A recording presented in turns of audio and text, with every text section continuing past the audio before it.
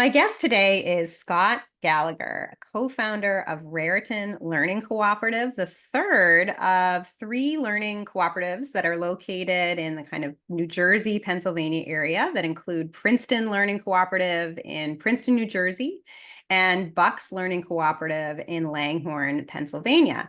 Raritan Learning Cooperative is located in Flemington, New Jersey, and Scott left his job as a public school teacher where he had been working for 17 years, teaching mostly middle school and high school English, to become the co-founder of Raritan Learning Cooperative again in 2017. So Scott Gallagher, welcome to the LiberatED podcast. Thanks so much. I'm glad to be here. I'm glad to have you here. Yeah, and these three learning cooperatives all follow a self-directed learning approach. You're members of the Liberated Learners Network that focuses on, again, self-directed education, typically for tweens and teens. Your cooperatives focus on students ages 12 to 18 who leave conventional schooling or maybe never attended schooling to begin with and become homeschoolers, able to drive their own education. So I'm excited to talk all about what you all do at Raritan Learning Cooperative and your other two partner cooperatives. But let's start, Scott, if we can, with your journey from public school teacher for 17 years to co-founder of a learning center that focuses again on youth empowerment and agency. So what made you go into teaching to begin with, and what was that experience like as a public school teacher? Um, hmm. Well, I mean, I think going into teaching, is sort of similar to a lot of the reason that people go into teaching is you're sort of inspired by a teacher that you had. So I had a really awesome English teacher in high school, and in college, I kind of floundered around in the humanities. I was a English major and then a history major and then a political science major and then a philosophy major. And then I doubled back to English thinking like, oh, I can probably get all the philosophy I want as an English major. Uh, but then I finished college with an English degree and never did the teaching thing. Um, and I don't know, maybe there's also a part of it. My mom was a teacher, and I think I saw her grading papers all the time, and it's like, I don't know, maybe I don't want to do that. And I just felt, I don't know, I just kept feeling called back to it. I worked in a museum, and then I kind of realized I kind of had I don't know, the kind of the I don't know. I think there's something that teachers have that's sort of unavoidable. And so I sort of on a lark, I got a job working in New York City, in a pretty rough part of the city, middle school, and it was very eye-opening. I had no teaching experience really at all and was just thrown in. I had no idea what I was doing. I was, asking, I'd get books from my mom to bring into my seventh grade language arts classes. And and it was pretty terrible. It was a pretty terrible experience. I mean, it was a lot of just, I don't know. I don't want to be like too crass about it, but it was a lot of babysitting. There wasn't really much I was able to do, and partly because of the lack of skill on my part, but also just because the leadership of the school was pretty terrible. It was really, um, if you just could kind of get through the day without major incident, that was sort of a successful day. Well, and So, it sounds like it might have been pretty terrible for the students too. If you weren't feeling oh, like it was a good place to be, it probably wasn't for them either. no, no, no. It was a big waste of time. Yeah. At best, it was a big waste of time, and at worst, it was uh, just a sort of place where they would be mostly in kind of a low state of panic, being worried about getting into a fight or I mean, yeah, yeah, it was pretty terrible for the kids. Um, and that being said, I felt like I did make some connections with kids. And so I did feel compelled to sort of stay in it, but I didn't do that more than I only did that 1 year. It really it took a lot out of me. Uh, and I left not really knowing what to do. And then I thought, oh, maybe I'll give a try teaching in a different school. And so I did find my way into a school in the suburbs, um, which had its different kinds of issues. Right. And then that's where I sort of stayed in that one district for 16 years. And yeah, so I taught And middle school. Sorry, and go ahead. Yeah. that was in New Jersey, suburban New Jersey or New York? Yes. In Yes. suburban New Suburban Jersey. New Jersey. Right. So 16 years in one district. What were some of the trends you saw over that period of time? You were there, um, presumably as sort of the launch of No Child Left Behind and increased focus on standardized testing. I'm curious what you saw in terms of trends over that period. Yeah. I mean, I would say that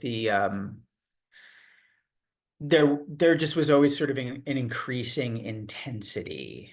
Um, there was I mean, it's funny, just even in terms of I was in a small district, and so it was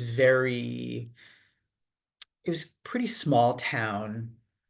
And when I started, we didn't we didn't have to, and for, whether this was good or bad or whatever, like we didn't have to submit lesson plans.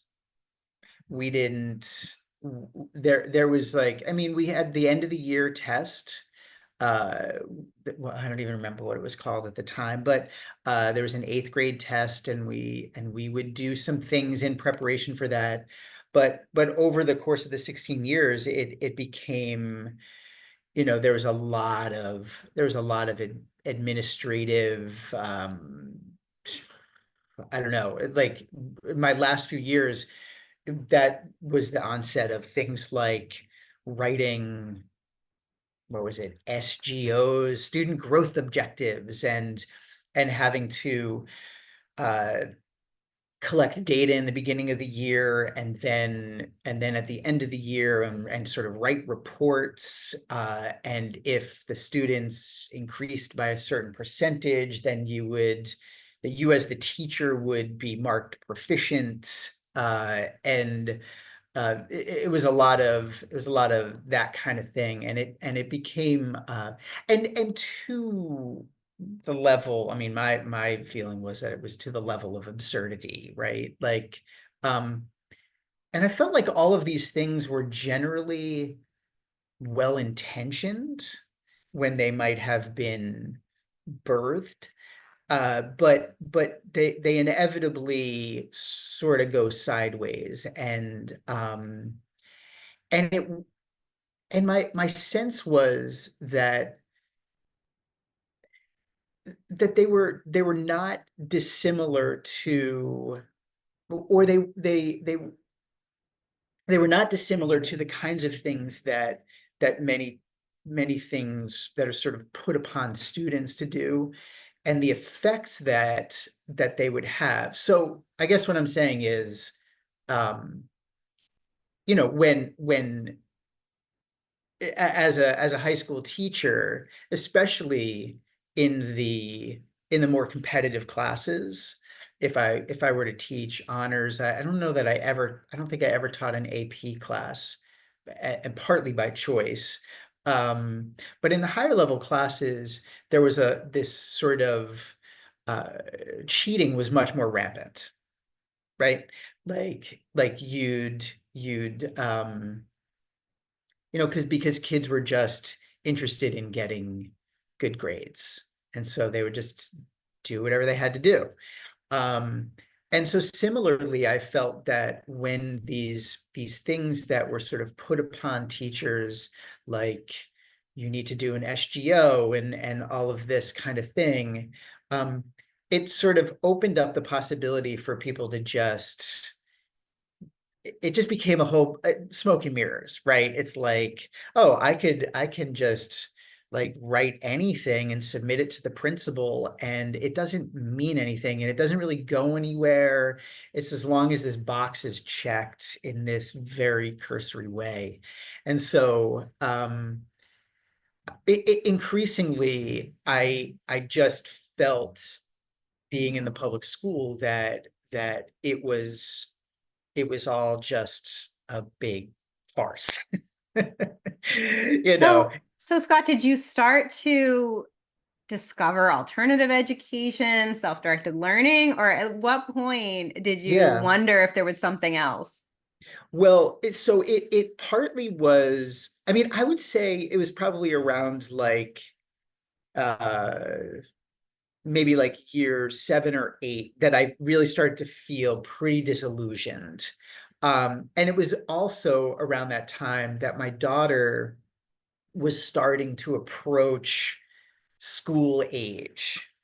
And and so I'd have these conversations with my wife about well, like what are we putting our daughter into when was seeing the result teaching 12th graders who would say to me, oh yeah, Mr. Gallagher, I never read a book in high school, you know.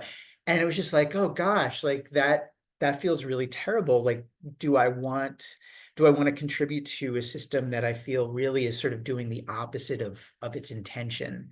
And so when she started to approach school age was when I started to like look into different things. I mean, I don't know, I probably at some point stumbled upon like John Taylor Gatto or John Holt, um, and started reading about homeschooling um, and so when my daughter was 5, she would have been like a young kindergartner, and we just kept her out.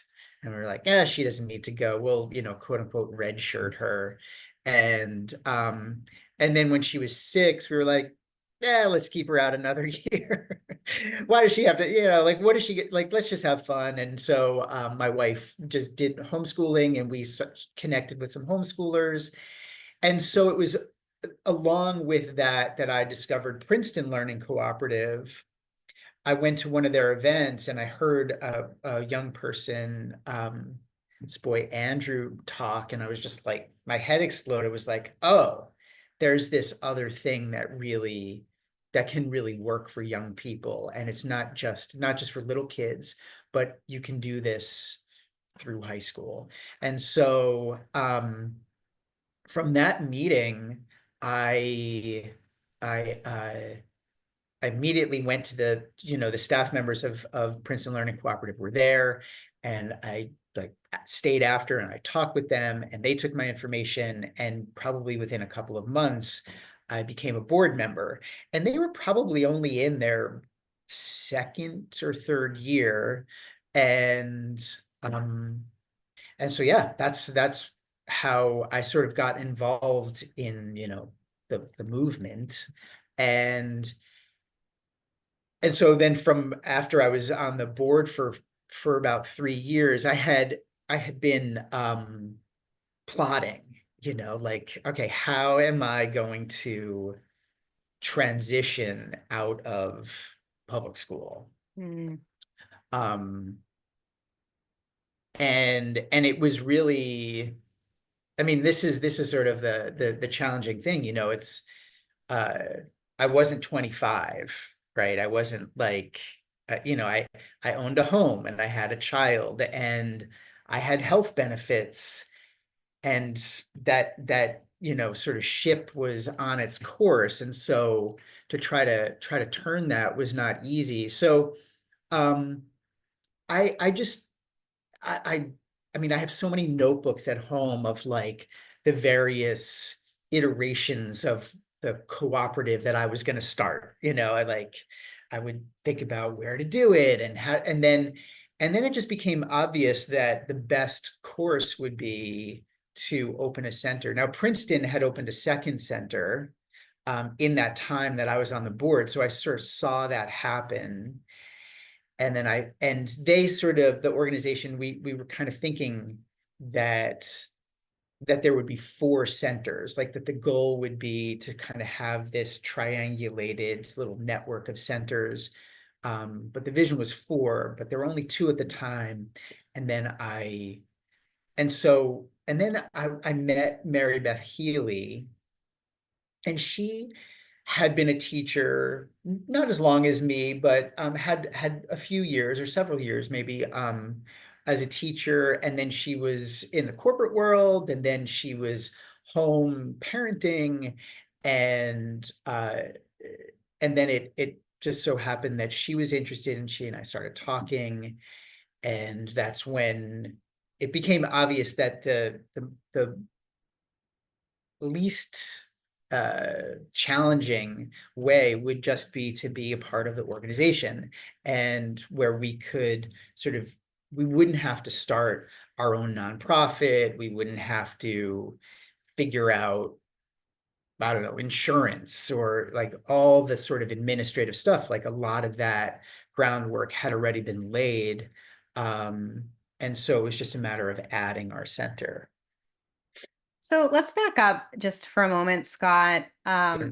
You talked about the Princeton Learning Cooperative that was started by Joel Hammond, who launched Liberated Learners Network with Ken Danford about a decade ago, a little over a decade ago now. And that is a network, a loose network of self-directed learning centers all across the country and some globally that really values kind of non-coercive self-directed education for students who leave a conventional classroom or again never attended one to begin with, and homeschool throughout their teen years primarily, figuring out the direction that they want to take.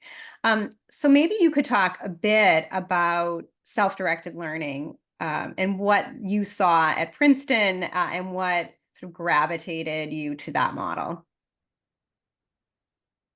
Gosh, where do I where do I begin? Um, uh, hmm. I think that um, I think it might have been I heard Ken Danford say at some point or another, um, maybe the reason that he left. I think he was a public school teacher maybe for a very short time.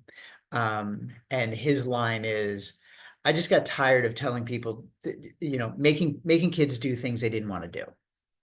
And there was a lot of that feeling. Um, it sort of got to the point where I felt that I wasn't able to actually rationalize to kids why I was asking them to do certain things in my class. And so I was really struck by this idea with self-directed learning that if you sort of created conditions where you sort of allowed kids to be free of external forces, that the sort of inevitable uh, action would be that they would start to do things of their own accord, and that those things are super valuable and can be and that they can be challenging, and their brains can be working hard, and they require self-reflection and all the things that we might talk about in the public setting that we really want kids to be engaged in. Kids can do that without being told, well, you have to read this book, or you have to do that particular math, or you have to, learn about that particular time of history or something. So I don't know. I just feel But does that answer your question? Yeah. So Yeah. now let's talk about what that looks like at Raritan Learning Cooperative, because some people will say, well, unless you force kids to do these things, they won't learn, they won't take control of their own education. So that's why we need to have this top-down educational model. And you're proving that that's not the case. So tell us what it looks like for learners at Raritan. What is a week like there? I know there's different enrollment options and different course opportunities. So tell us what self-directed learning looks like there. Sure. So we have a full schedule of classes that happens from 9 to 3, 4 days a week. And and the kids come in and they are free to attend whatever classes they'd like. Uh, so we have everything from your kind of traditional looking classes, things like chemistry and biology. And then we have things that are more off the beaten path, like maybe a podcasting class or Dungeons and Dragons, and or baking. And so, and then there are some kids that fill their week with classes and they're all about going to classes. And then there's some kids who like a lot of space, and so they might go to a class at 9 o'clock and then have an hour or two off and then go to a class at 12.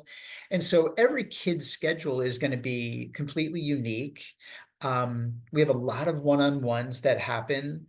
Almost probably all the math that happens here is one-on-one with a tutor, some in person, some online.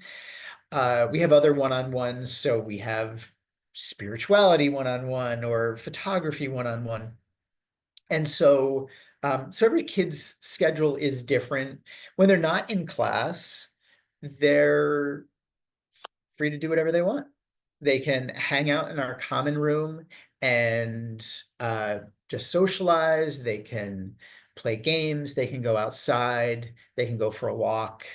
Many of the kids take advantage. There's like 7 pizza places within like a 5-minute walk. So they go get pizza or whatever.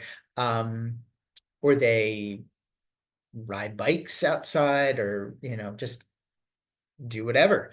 Um, and so that's kind of what it looks like just day to day.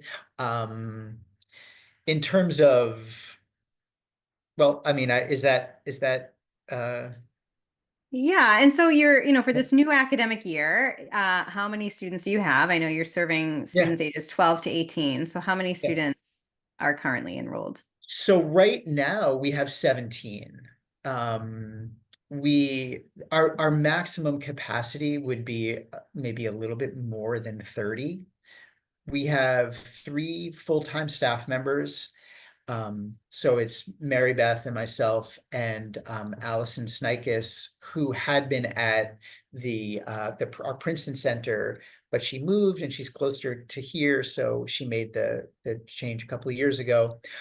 So there's the 3 of us, and each of us teaches about 4 classes a week. Um, the other piece of that's really important to us that takes place is mentoring. And so each of the staff members has their group of mentees, and we meet with our mentors once a week. And we, for the younger kids, it's it's a little bit more informal, or it can be, and not necessarily, but a lot of times with the younger kids, it's a little bit more informal. Sometimes the meetings don't even take an hour. Um, and it's a lot of checking in. And so, how's this class going? How's that class going? We talk about social things. We ask about just life at RLC. Could anything be better? Are there any challenges? And that's when it's like, oh, well, there's a broken window or something like that. Like even little things like that can come up. As the kids get older, the mentoring can be a little bit more about documentation. So especially if a kid wants to go to a 4-year college, we're helping them create a narrative transcript. and really sort of like build that out. And because a lot of what homeschoolers do, um, it doesn't have to happen at RLC, right? So like for example, my daughter was here for 3 years, and she was an avid podcast listener. And so when she met with her mentor, they talked about all the different podcasts that she listened to, and would keep track of them. And it's like, oh, this goes in the English bucket, this goes in the history bucket, this goes in the political science bucket. And so she was building out her transcript in that way, but it didn't have anything to do with really any of the classes in some cases. But so there's the mentoring piece that takes place. The other thing that we do here weekly is trips. So Fridays we go on trips, and they can be really kind of low key. They can be very local. We have a rock climbing gym or an ice rink. Sometimes we'll go ice skating or volunteer at the food pantry. And then sometimes it's a bigger trip where we go to New York City or Philadelphia to a museum or something like that. Um, but I will say that the trips, like a lot or almost everything that happens here, is it's the kids who are doing the planning and the initiating. I mean, and sometimes I'll say to one of my mentees, like, oh, we should go on this trip. We went last year, it was so great. And then my mentee and I together will kind of push the trip forward. But we want the kids really invested in that way, because it just uh doesn't really make sense for us to uh control the thing, and then when the kids don't have buy-in, they're just like, oh, this isn't my trip, this is Scott's trip, and like, why am I even here? Right. So, So of the 17 students that you have now, what percentage of them were previously homeschooled versus coming from a conventional classroom, either public or private? And why are they attracted to Raritan Learning Cooperative? yeah, that's a good question. So I think right now, let's see, a large percentage of the kids that we have going into this year are from public school. And so I would say at least uh I would say at least 75%. That's not always the case. I mean, Mm, sometimes I would say it's always a majority of the kids that we have are come from a public setting. Um, we just happen to have a bunch of kids who were homeschoolers.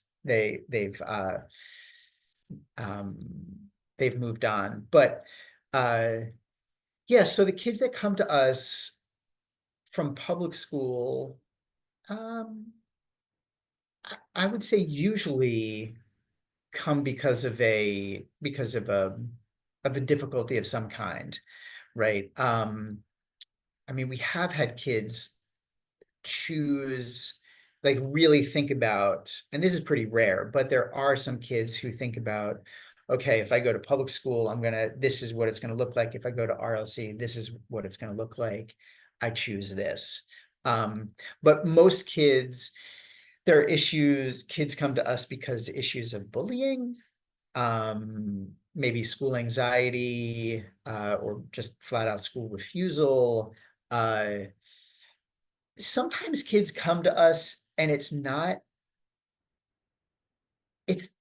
it's this sort of very amorphous reason. It's like the parents will talk in a way where it's like, school has just never really been, like, even when she was in first grade, it wasn't really her thing. She just was never particularly excited to go. And now it's even, and then there's just like some social yuckiness. And so it might not be an extreme, some cases it is, right? Like there's an extreme situation of bullying where it was like, we need to do something different. But a lot of times it's just this general, like, I don't know, school's not working. School's just Mm, not working. It's like she does okay. She gets pretty good grades or and um and so they're just looking for something different. yeah. And then what is the transformation like when they come to Raritan? It varies greatly. I mean, for sure, there are kids who really hit the ground running and uh, it's funny when we have, especially in the summertime, if kids join, we have an enrollment meeting and we go through the list of possible classes that we're going to offer in the fall. And we ask them what their level of interest is. And there's some kids that they're very quick to be like, no, not into it, not into it, not into it. Not, they have like three classes that they want to go to. And it's like, okay, all right, and then there's the next kid is like, yes, yes, yes, yes, yes, yes, yes. And they have like 27 classes. And it's just like, there's no way that they could fit all of them into their schedule. And so there's a lot of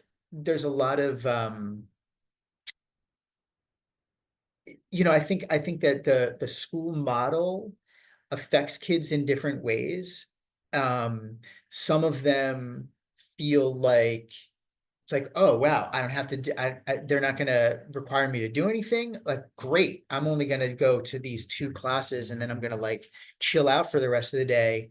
And those kids will it'll take some time, but eventually they are like bored and it's like, and they see their friends going to other classes. And so they start to edge into things. And often it's slower than their parents would like.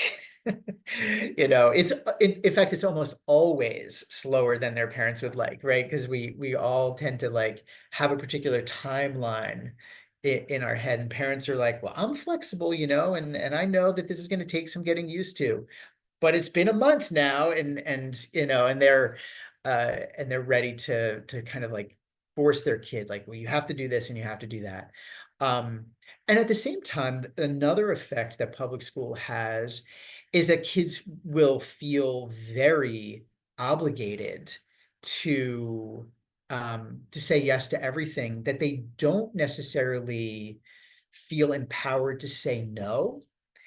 And and so that's a real thing that we have to work with. There are some kids that just they're just like, yep, I'll do that, especially if mom or dad are sitting there and we say, oh, would you like to do this? And they say, yeah, yeah, I'll do that. I'll do that.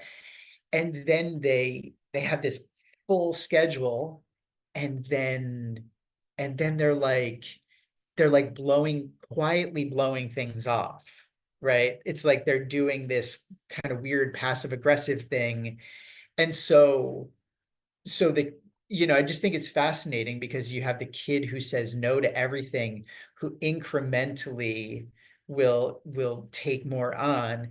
And then you have the kid that says yes to everything, who has to incrementally pare down and really sort of find what it is that they want to do. And all those things that they said yes to, um, but that they really weren't into, Yeah. they need to sort of let go of those things and feel okay about it. I mean, because there's a lot of forces at work. Yeah, it's just fascinating. So Scott, as we begin to wrap up, I'd love to just go back to that moment when you left your job after 17 years teaching in public schools, 16 in that one district. As you said, a lot of adult responsibilities. You had a house and a child, and not easy to leave that sort of stable work environment to be an entrepreneur. What advice would you have for others who might be in a similar position as conventional classroom teachers, but really feel that itch toward creating something new in especially in an unconventional way? What advice do you have? Oh gosh. I don't.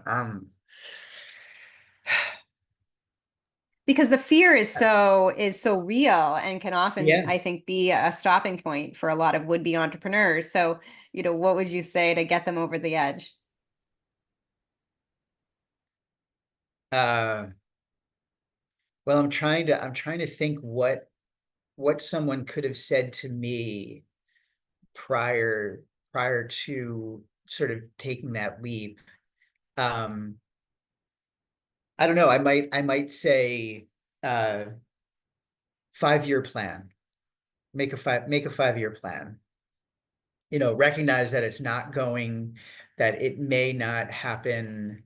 I mean, I suppose it could, but to, you know, 5 years, while maybe on the one hand it feels like a long time, it can happen pretty quickly. And if you're chipping away at it, sort of getting things in place, um, it yeah, I just think I think if you're actively sort of like moving in the direction you want, things will appear. And so, uh, and it's necessary. It's necessary. Um, Hmm. and I don't know. There's a lot of little things I could say, but I think I'll just stick with 5-year plan. Yeah, and if I think what you were saying is sort of after the 5 years, if it's not where you want to be, come up with another plan. Yeah, yeah, yeah, But give yourself that time. yeah, yeah. And I mean, it's funny. Never mind. That's a bit of a a bit Well, of a you've made it yeah. past your 5 years at Raritan, and glad to see things are going well there. So, Scott, if my listeners and viewers want to learn more about Raritan Learning Cooperative, connect with you, what is the best way for them to do that? Sure. Well, they can go to our website, raritanlearningcooperative.org, or you can email me directly at info@raritanlearningcooperative.org. Wonderful. Well, Scott Gallagher, thank you so much for being on the Liberated podcast. Thanks so much for having me.